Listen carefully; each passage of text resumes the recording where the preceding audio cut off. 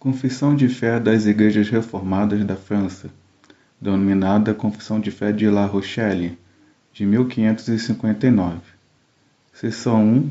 Sobre Deus e sua revelação. Artigo 1. Deus. Nós cremos e confessamos que há um só Deus, o qual é constituído de uma única e simples essência espiritual, eterno, invisível, imutável, infinito, incompreensível, inefável, o qual pode todas as coisas, que é sábio, bom, justo e plenamente misericordioso. Artigo 2. A revelação. Foi Deus quem se fez conhecer aos homens, primeiramente por suas obras, tanto pela criação como pela conservação e maneira como ele a conduz. Também, e mais claramente ainda, pela palavra, a qual foi primeiramente revelada verbalmente e em seguida escrita nos livros que nós chamamos Santa Escritura. Artigo 3.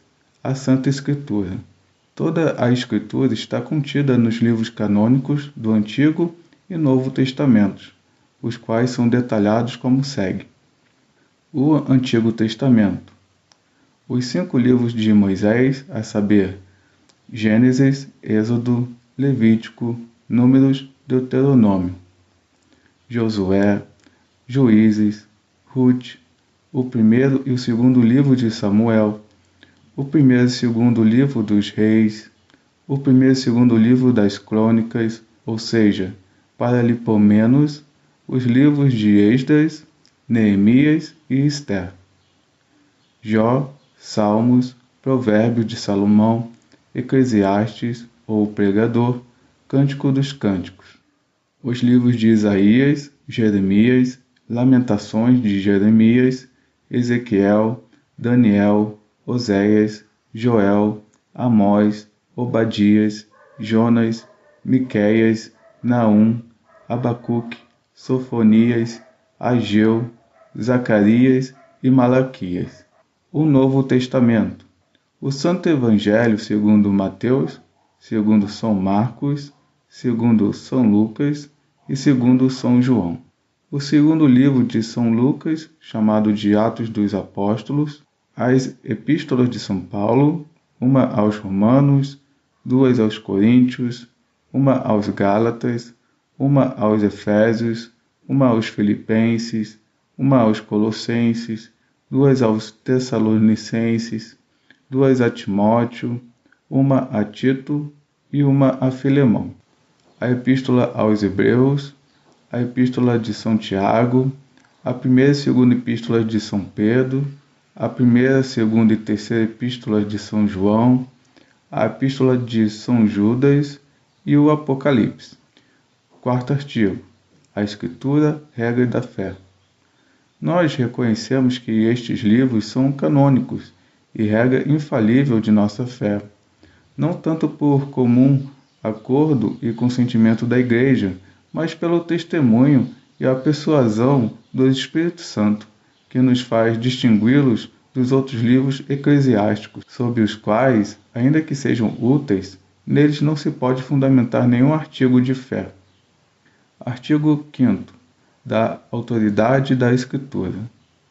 Nós cremos que a palavra contida nesses livros tem sua origem em Deus, e que a autoridade que ela possui vem unicamente de Deus, e não dos homens. Esta palavra é a regra de toda a verdade e contém tudo o que é necessário para o serviço de Deus e para a nossa salvação. Portanto, não é permitido aos homens, nem mesmo aos anjos, acrescentar, diminuir ou alterá-la. Concluímos que nem a antiguidade, nem os costumes, nem a maioria, nem a sabedoria humana, nem julgamentos, nem prisões, nem as leis, nem decretos, nem os concílios, nem visões, nem milagres podem se opor a esta Escritura Santa. Mas, ao contrário, todas as coisas devem ser examinadas, regulamentadas e reformadas por ela. Nossos credos. Neste espírito, nós reconhecemos os 3 símbolos, a saber, o credo dos apóstolos, o credo de Nicéia e o credo de Atanásio, porque eles estão de acordo com a palavra de Deus. Artigo 6. A Trindade. Esta Escritura Santa nos ensina que, na única e simples essência divina que confessamos, há três pessoas: o Pai, o Filho e o Santo Espírito. O Pai é a primeira causa, princípio e origem de todas as coisas. O Filho, na sua palavra e sabedoria eterna. O Espírito Santo, sua virtude, seu poder e eficácia. O Filho é eternamente gerado do Pai. O Santo Espírito procede eternamente do Pai e do Filho. As três pessoas da Trindade não se confundem, mas são distintas. Elas, no entanto, não estão separadas, porque elas possuem uma essência, eternidade e poder idênticos, e são iguais em glória e majestade. Nós aceitamos, portanto, neste ponto, as conclusões dos concílios antigos e rejeitamos todas as seitas e heresias que foram rejeitadas pelos santos doutores, como Santo Hilário, Santo Atanásio e São Cirilo. Artigo 7º. A Criação.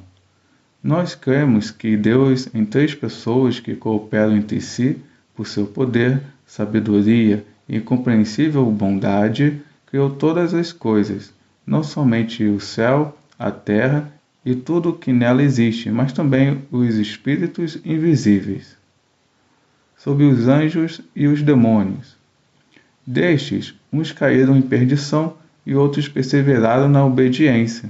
Cremos que os primeiros, estando corrompidos na perversidade, são inimigos de todo o bem e, por conseguinte, de toda a Igreja. Os outros, tendo sido preservados pela graça de Deus, são ministros encarregados de glorificar seu nome e de servir na salvação de seus eleitos. Artigo 8º. A providência de Deus.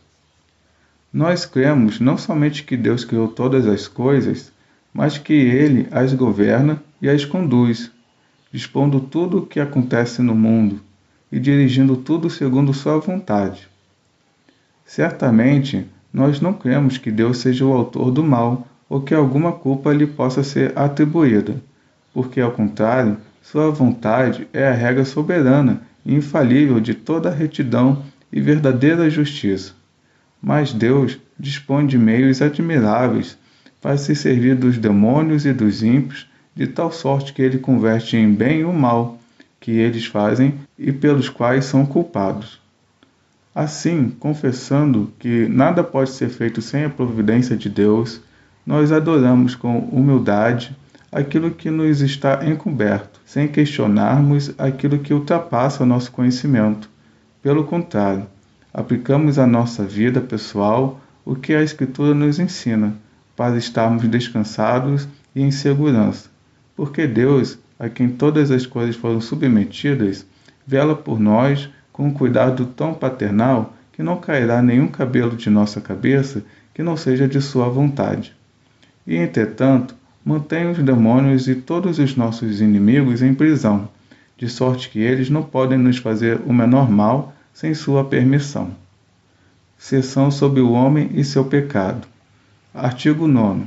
Pureza original e miserabilidade do homem. Nós cremos que o homem foi criado puro, sem a menor mancha e conforme a imagem de Deus.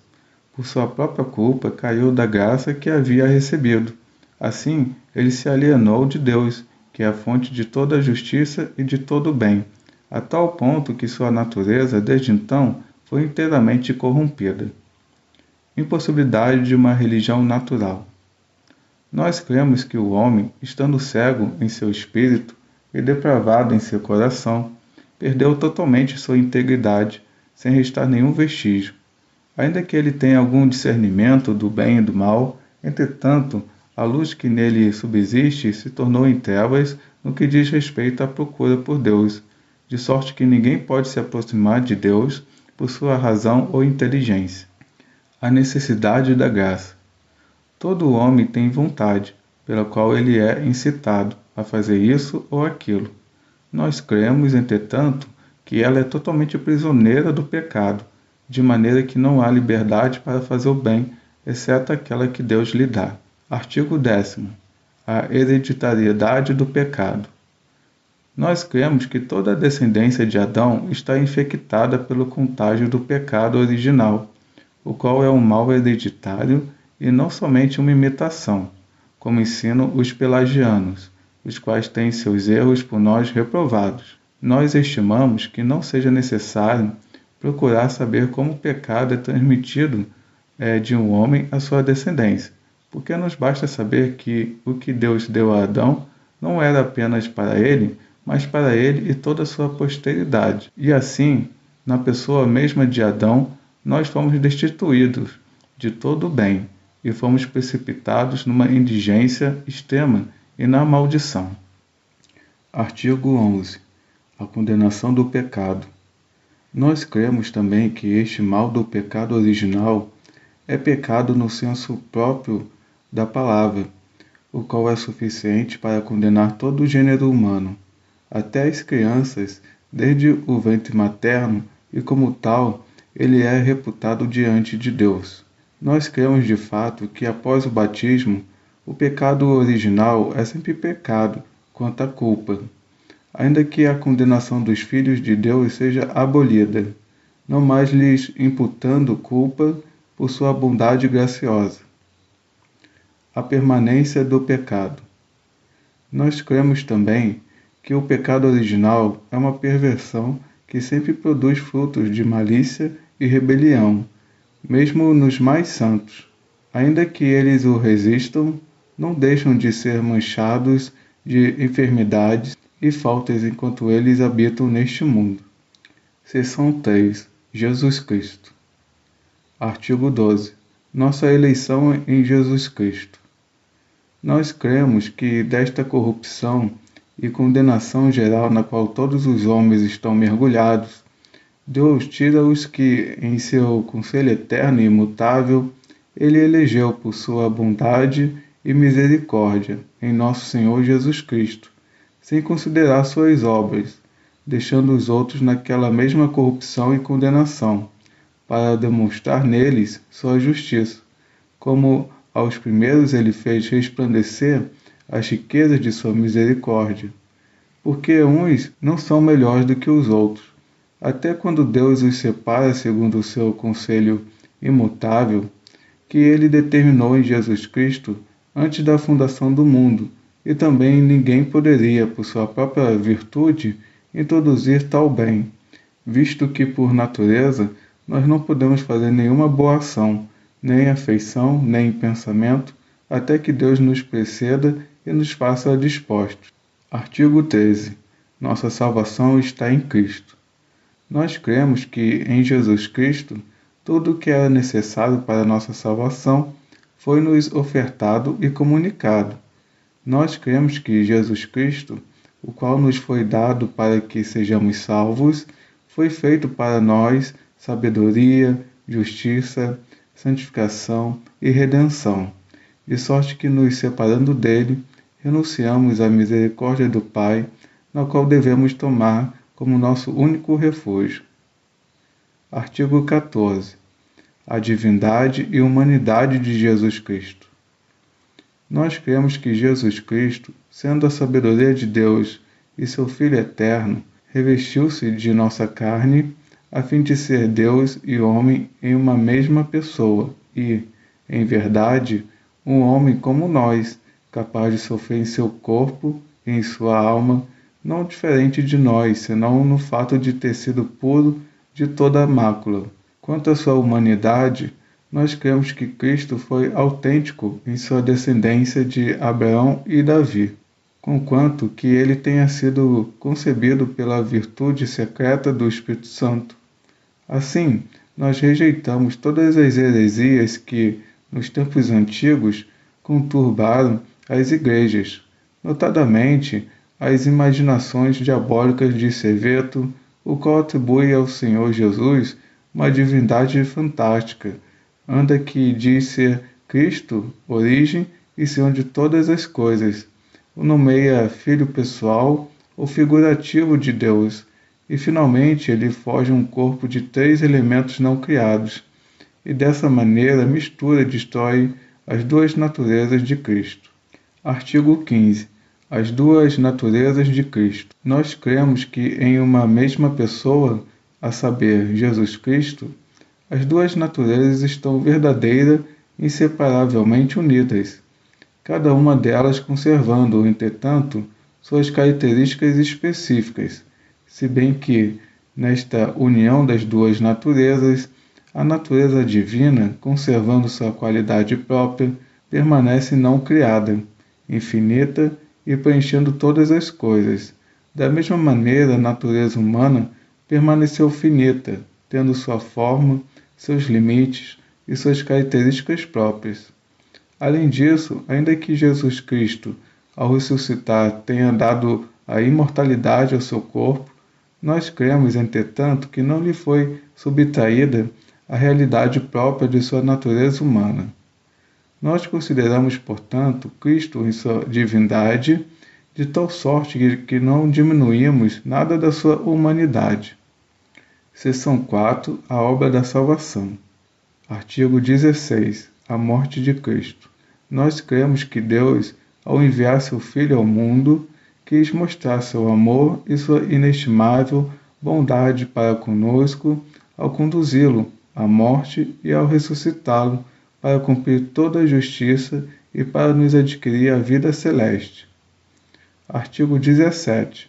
Da nossa conciliação. Nós cremos que, pelo sacrifício único que o Senhor Jesus ofereceu sobre a cruz, somos reconciliados com Deus, a fim de sermos tomados por justos diante dele e considerados como tais. Nós não podemos, com efeito, lhe ser agradáveis e participar de sua adoção, a menos que ele nos perdoe os erros e os enterre.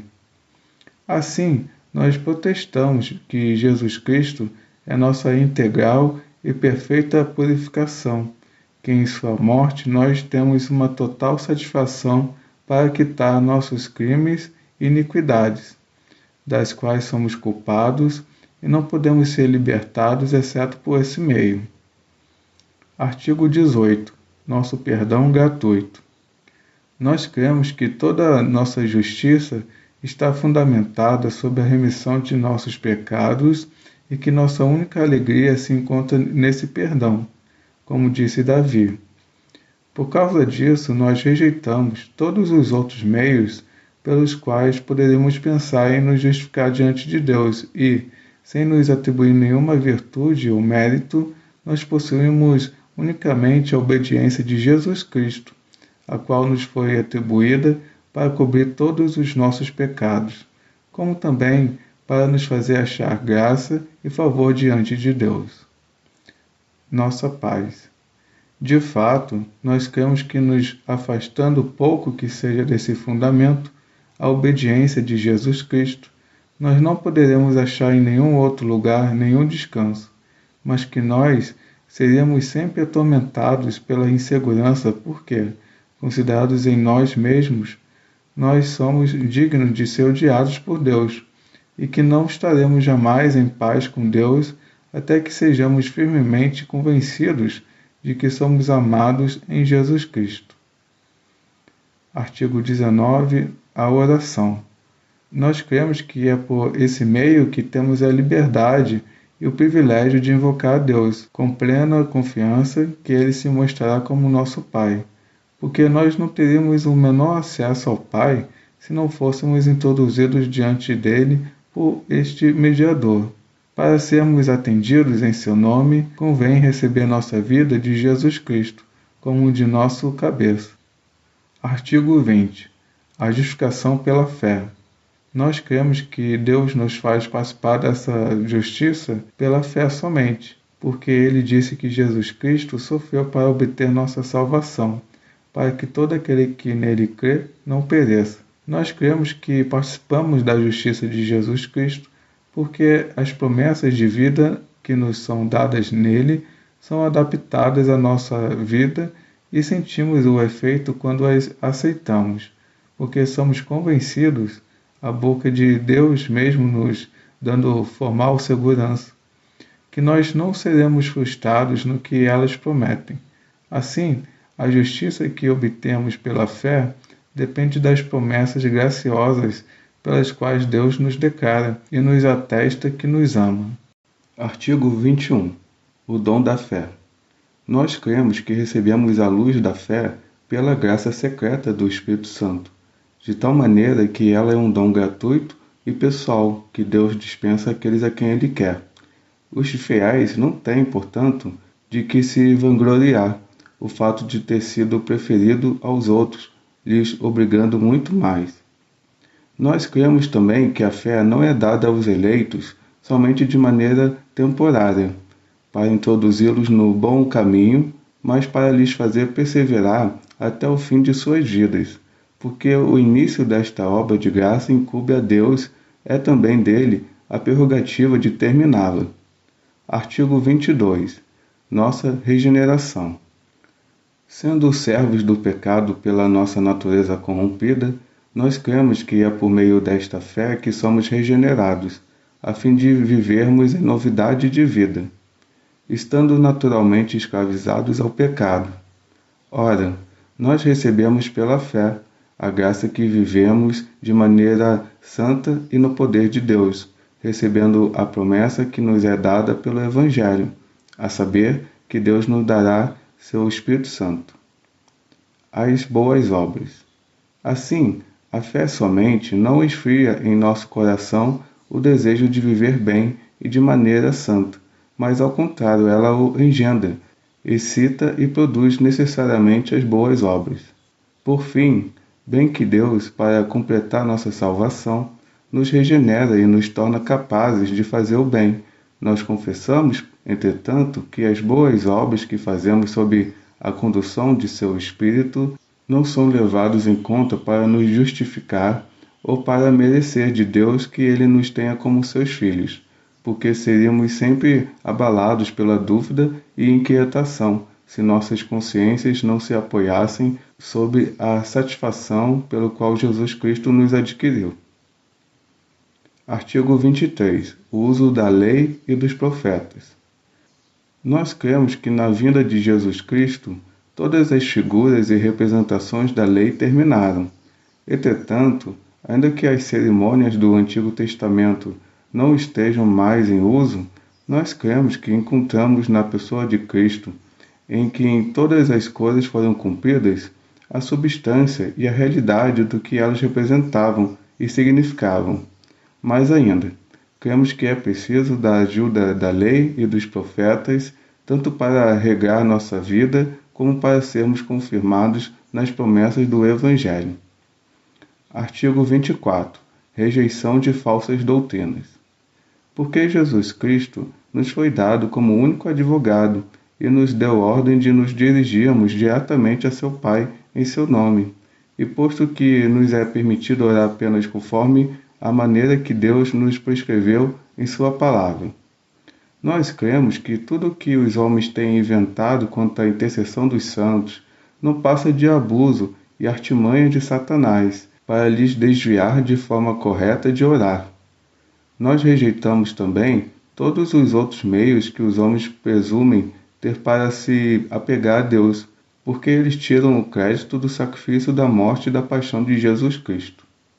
Enfim, nós consideramos o purgatório como um erro proveniente desta mesma fonte, de onde também provém os votos monásticos, as peregrinações, a proibição do casamento e de consumir certos alimentos, a observação cerimoniosa dos dias, a confissão auricular, as indulgências e todas as coisas como essas, através das quais se pensa merecer a graça e a salvação.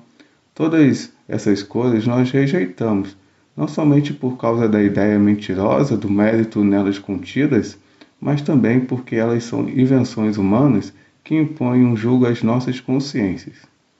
Seção 5. A Igreja e sua natureza. Artigo 25. O ministério da pregação e dos sacramentos.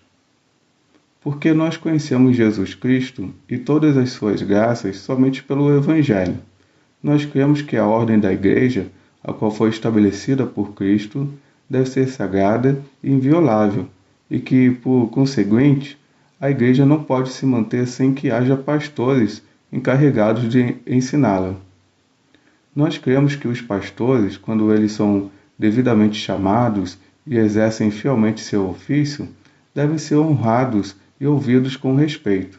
Não que Deus dependa de ajuda ou meios inferiores, mas porque lhe agrada nos manter em um único corpo por meio deste ofício e de sua disciplina. Consequentemente, nós reprovamos os espíritos enganosos que gostariam, tanto quanto pudessem, de aniquilar o ministério da pregação da Palavra de Deus e dos sacramentos. Artigo 26. A unidade da Igreja. Nós cremos, portanto, que ninguém deve se separar e se contentar consigo mesmo, mas todos juntos devem guardar e manter a unidade da Igreja, se submetendo ao ensinamento comum e ao jugo de Jesus Cristo. Onde quer que seja o lugar que Deus queira estabelecer uma ordem eclesiástica verdadeira, ainda que o poder público e as leis se oponham. Nós cremos que todos aqueles que não se submetem a esta ordem ou se separam contrariam a ordenança de Deus. Artigo 27. A Igreja verdadeira. Nós cremos, entretanto, que convém discernir cuidadosamente e com clarividência qual é a Igreja verdadeira, porque há muito abuso nesta questão. Segundo a palavra de Deus, nós então dizemos que a Igreja verdadeira é a comunidade dos fiéis que, de comum acordo, querem seguir esta palavra e a pura religião que dela depende, que dela fazem proveito ao longo de toda a sua vida, crescendo e se fortificando sem cessar no temor de Deus, segundo o que lhes é necessário para progredir e andar sempre mais adiante. Ainda mais, qualquer que sejam seus esforços, lhes convém recorrer incessantemente ao perdão de seus pecados. Entretanto, não negamos que entre os fiéis não haja hipócritas e reprovados, cuja malignidade não pode, no entanto, privar a Igreja de seu legítimo nome. Artigo 28. As falsas igrejas. Fundamentado sobre esta definição da Igreja verdadeira, nós afirmamos que onde a palavra de Deus não é recebida e onde não se lamenta a insubmissão e onde não é feito nenhum uso autêntico dos sacramentos, não se pode considerar que haja alguma igreja. O papado. Por isso, nós condenamos as assembleias do papado, porque tendo sido banida a verdade pura de Deus, os sacramentos foram corrompidos, alterados, falsificados ou totalmente aniquilados, e toda sorte de superstições e idolatrias nelas estão presentes.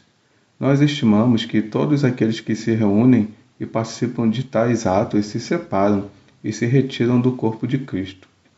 Entretanto, porque ainda resta um pequeno vestígio de igreja no papado e que a realidade essencial do batismo nela subsistiu, ligado ao fato que a eficácia do batismo não depende daquele que o administra, nós confessamos que aqueles que foram nela batizados não necessitam de um segundo batismo.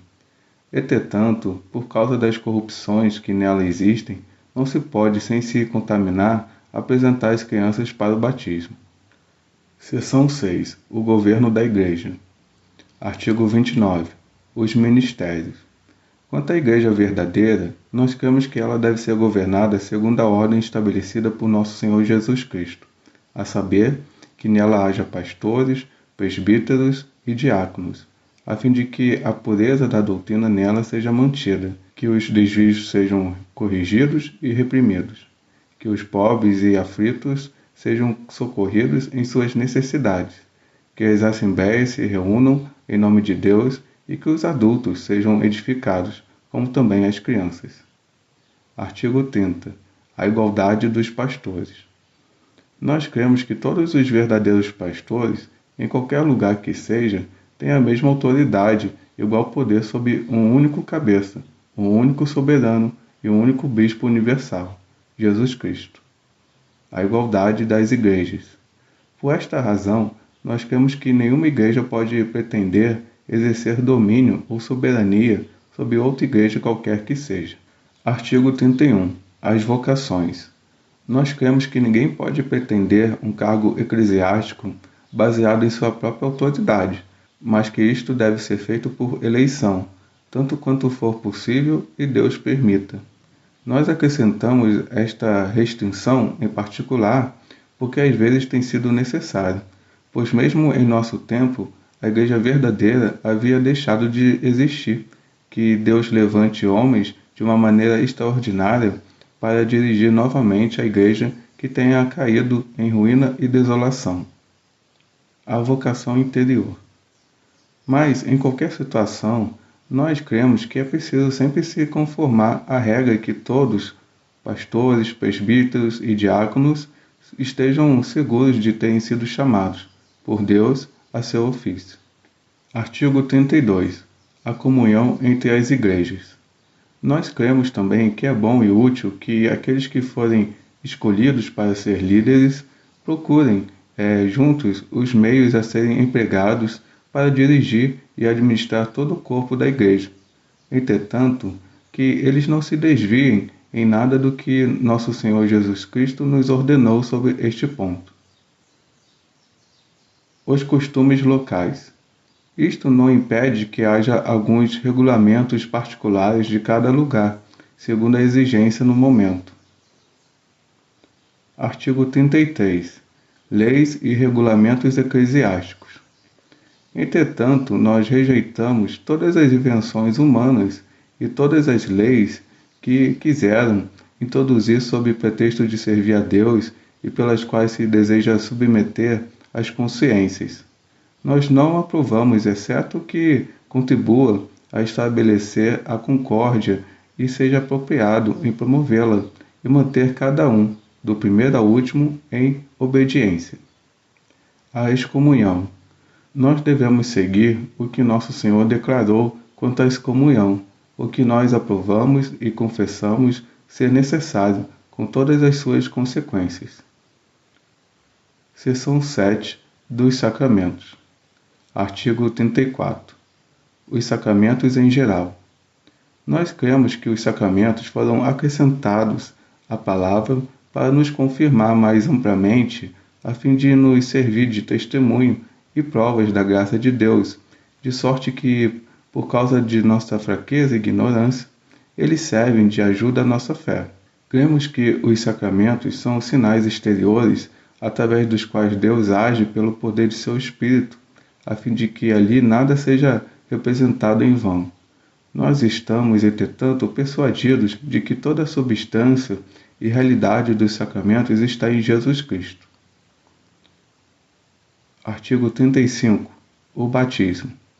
Nós reconhecemos somente dois sacramentos comuns a toda igreja, o batismo e a Santa Ceia.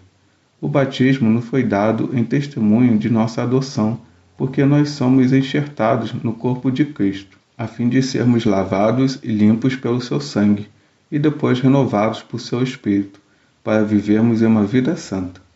Posto que nós recebemos o batismo uma única vez, nós afirmamos também que os benefícios que dele nos são presentes se estendem pelo curso de toda a nossa vida, e mesmo até a nossa morte, de sorte que temos uma prova permanente que Jesus Cristo será sempre nossa justiça e nossa santificação. O batismo de crianças. Ora, ainda que o batismo seja um sacramento de fé e de arrependimento, entretanto, porque Deus recebe em sua igreja os filhos com os seus pais, nós dizemos que, pela autoridade de Jesus Cristo, os filhos gerados pelos fiéis devem ser batizados. Artigo 36. A Santa Ceia. Nós confessamos que a Santa Ceia nos traz o testemunho de nossa união com Jesus Cristo. De fato, Cristo não foi uma única vez morto e ressuscitado por nós, mas ele verdadeiramente nos alimenta também de sua carne e sangue, a fim de que sejamos um com ele e que sua vida nos seja comunicada. Ora, ainda que ele esteja no céu, até que venha para julgar o mundo, nós cremos, entretanto, que ele nos alimenta e vivifica, pela ação secreta e incompreensível de seu Espírito, da substância de seu corpo e de seu sangue. Nós afirmamos que isso se faz espiritualmente, não para a substituição do efeito e da verdadeira realidade da ceia por imaginação ou pensamento, mas que este mistério ultrapassa por sua grandeza nossa capacidade humana e toda a ordem da natureza, em resumo, porque ele é celeste, entendemos que não pode ser apreendido a não ser pela fé. Artigo 37. A eficácia dos sacramentos. Nós cremos, como já dissemos, que tanto na ceia como no batismo, Deus nos dá realmente e efetivamente o que neles é representado. Por causa disso, nós conjugamos com os símbolos a verdadeira posse e o gozo do que neles nos é apresentado. Assim, todos os que trazem à mesa sagrada de Cristo uma fé pura, recebem verdadeiramente, como um vaso recebe a água que o enche, o que os símbolos testificam, ou seja, que o corpo e o sangue de Jesus Cristo não servem menos de comida e bebida à alma que o pão e o vinho ao nosso corpo. Artigo 38. A necessidade dos sacramentos. Nós afirmamos que a água do batismo, sendo um elemento comum, não deixa de nos testificar, com verdade, a purificação interior de nossa alma pelo sangue de Jesus Cristo, pela eficácia de seu Espírito, e que o pão e o vinho, que nos são dados na ceia, nos servem verdadeiramente de alimento espiritual, porque eles nos mostram como, sem nenhum artifício, a carne de Jesus Cristo é nosso alimento e seu sangue nossa bebida. Nós reprovamos, portanto, os espíritos quiméricos e os sacramentais que não querem receber estes símbolos e testemunhos, visto que Jesus Cristo declara: isto é meu corpo e este cálice é o meu sangue. Seção 8. Os poderes públicos. Artigo 39. A necessidade dos governos.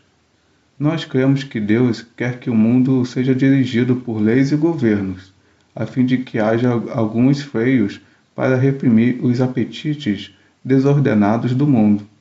Nós cremos, portanto, que Deus instituiu os reinos, as repúblicas e todas as outras formas de principados, hereditários ou não, e tudo o que pertença à esfera da justiça, e que ele deseja ser reconhecido nelas como seu autor.